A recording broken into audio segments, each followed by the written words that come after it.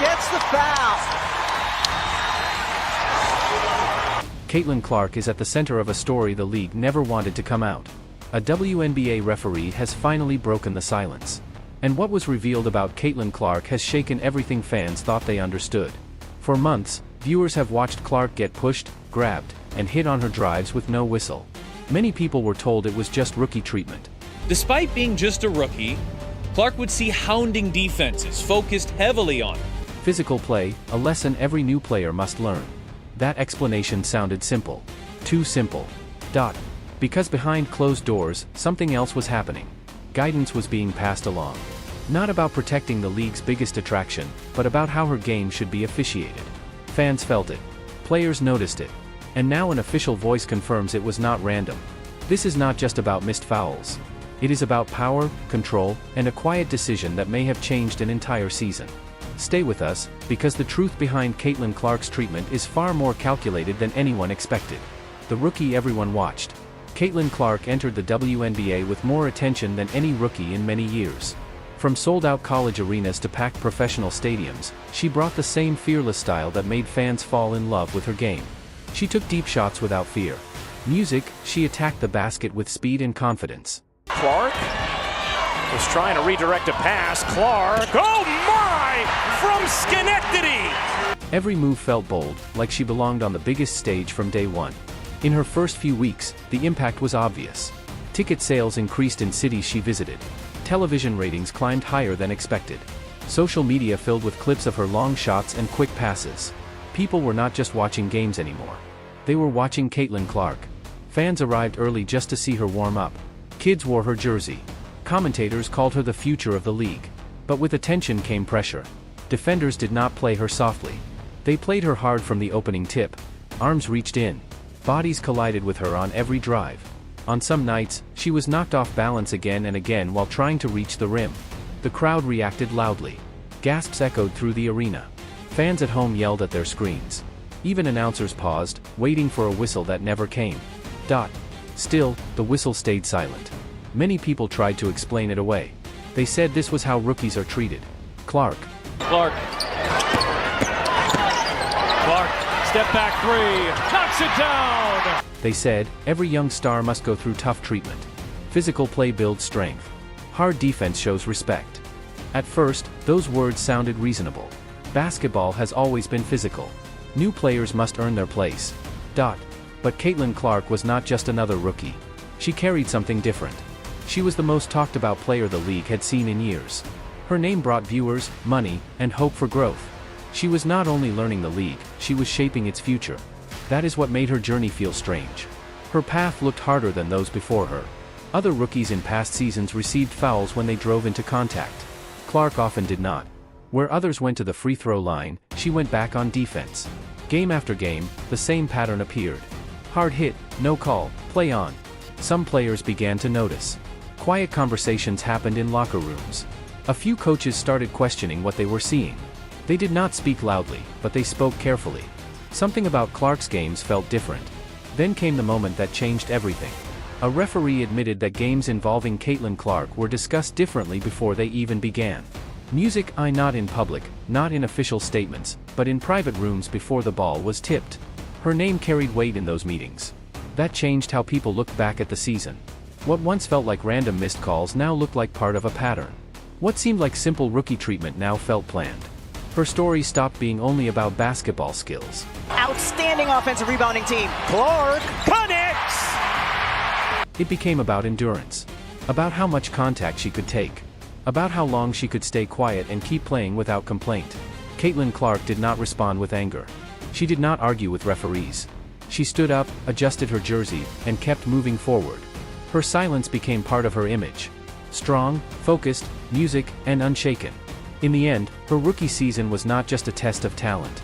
Music, it was a test of patience, courage, and control. And the world watched every step. The message before the game. Before every major WNBA matchup, referees meet in quiet rooms away from cameras and fans. They review the rules, discuss key players, and prepare for situations that could decide a game in the final minutes. It is routine, part of the league's effort to keep games fair and smooth. But over time, one name kept coming up again and again. Caitlin Clark. Clark drives, spins, gets inside, gets the and one layup to go. An official later spoke under anonymity and revealed that the instructions for her games were unusual. They were not about protecting her. They were not about calling tighter fouls to keep her safe. Instead, the message was the opposite. Let the contact happen. Let her feel pressure. Let her struggle. On paper, it sounded simple, but the effect was dangerous. The idea was that Clark, music, fighting through physical play would make her story more dramatic. Fans watching on television would see her fall, get up, and push forward again. Music, that tension, that struggle, would keep audiences glued to the screen. This was not written in the WNBA rulebook. The league clearly states that every player deserves equal protection. No hand-checking, no music, pushing, no using arms to block a player's movement. Every perimeter player should have the freedom to move safely.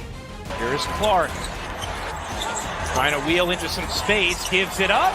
Back Benley lays it in. But in those private pre-game rooms, what was said mattered more than what was written on paper. Instructions, hints, and strategies shared among referees shaped what happened on the court. Once this tone was set, the games reflected it. Missed calls began to pile up. Clark drove to the basket and met defenders with heavy contact. Get so much attention that she can find players cutting and moving. On some plays, fans gasped as bodies collided. Coaches clenched their jaws. Commentators leaned closer to their microphones, trying to describe what they were seeing. Still, the whistle stayed silent. Clark absorbed the hits, adjusted her balance, and music kept playing. She could not argue or complain, because the game had already been influenced before it began. She makes contact with J.C. Sheldon as She made contact with J.C. Sheldon as Caitlin Clark knocks down the triple. Caitlin Clark knocks down the triple. To viewers, it may have looked like chance, like random decisions or a referee having a bad night. But in reality, it was a pattern set before the opening jump ball. Each time Clark was tested physically, music, and no foul was called, the story was reinforced. The audience watched her fight, music admired her courage, and felt the tension of a star overcoming struggle. Her season became about more than basketball skills. It became about endurance, focus, and resilience under invisible pressure. Every game started with a subtle setup, music, and Clark had to face not only opponents, but also silent expectations formed before the tip-off. By season's end, fans knew something felt different about her games, music, even if they could not explain it. They felt the tension, the drama, the constant test. The full truth, that much of it was decided before she stepped on the court, only came out later when insiders spoke. It changed how people looked back at every hard collision, every missed whistle, music, and every late-game drive. Clark's journey was no longer just about scoring or winning.